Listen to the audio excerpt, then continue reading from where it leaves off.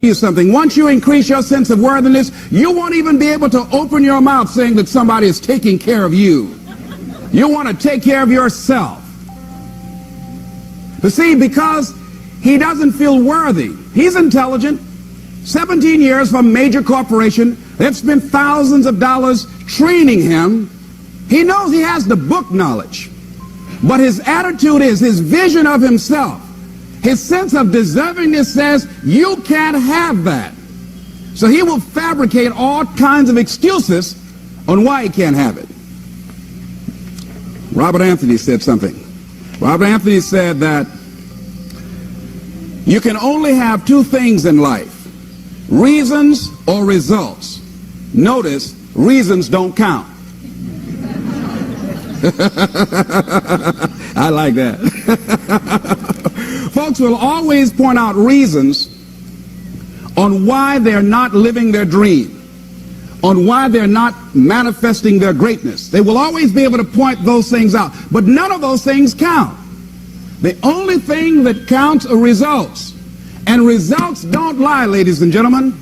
They tell it all. Judge a tree by the fruit that it bears, not the ones that it might talk about, not the ones that it might wish for or think about or affirm about, but the fruit that it actually bears.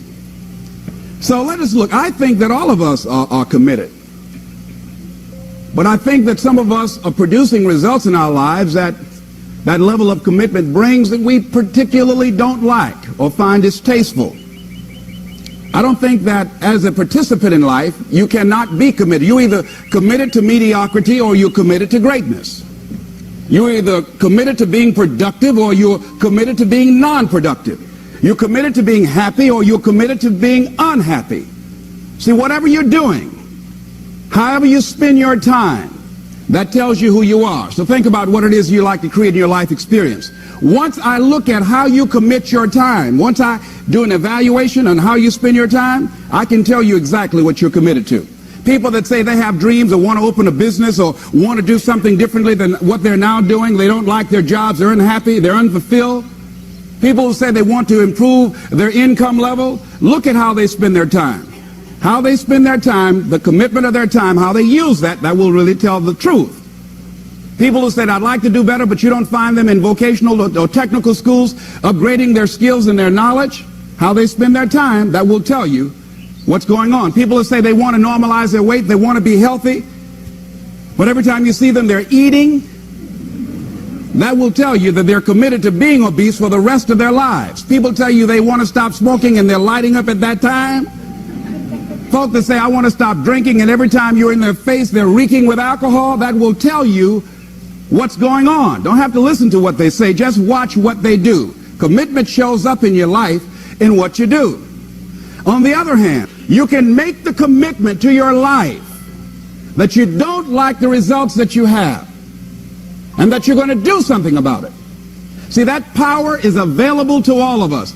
People who look at life and decide, I want something different for myself. Carol Hatfield, Carol, who lives in Detroit, single mother, decided that she wanted to go into her own business, did not have enough money to do it. She wanted to have a health food store.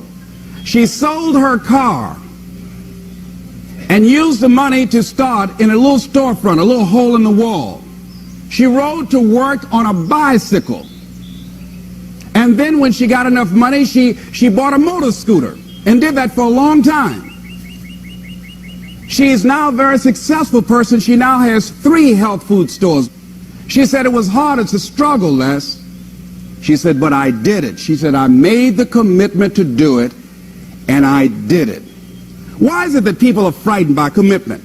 Because when you say the word commitment, that intimidates a lot of people. Why? Because it means you have to deliver. See, most people, you ask them, hey, look here, I'd like for you to do this. And they'll say, I'll try. I'll try means that is my escape clause. When I don't come through, it's really a polite no. I don't have the courage to tell you no, so I'll tell you I'll try. Hey, look here, I need you to come to this meeting. I'll try. I say, what do you mean? You're going to lean toward the meeting? Try and sit down. You either do or you don't. Try and take this pencil out of my hand. You either do or you don't. There's no such thing as try. So most people like to use that language. They don't want to commit themselves because commitment means, among many things, no excuse is acceptable. That's what it means, no excuse. That if you decided that you're going to do this, if it becomes hard, then do it hard. If it's difficult, so what? If it's inconvenient, so what? See, a lot of people made a commitment to come here tonight, but they looked outside and said, it's raining. The temperature dropped. It's cold outside. And they decide to give up on their commitment. And that's how people do about their dreams. They don't honor their commitment to themselves. Let me tell you what happens when you don't keep your commitment. Number one, it begins to deplete your self-esteem and it erodes your self-image.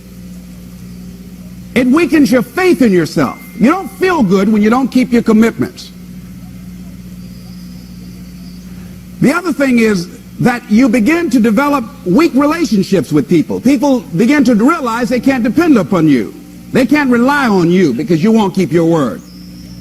You've established that kind of reputation. Just think, what would your life be like if you decided to keep your commitments?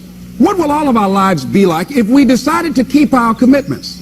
That we decided to do the things that we said that we were going to do.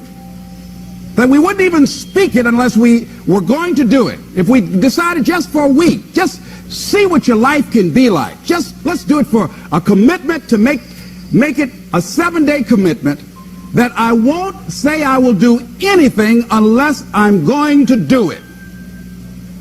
And find out what your life will be like. Let me tell you what, if you follow it through, if you keep your commitment to the commitment, at the end of the 7 days you'll feel strong and powerful.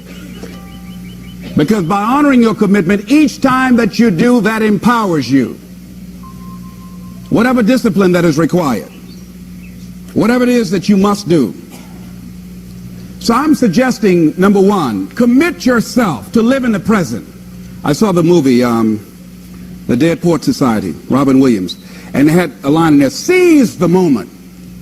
Many of us are not able to move forward and develop and manifest our greatness because we spend so much time looking back or worrying about the future.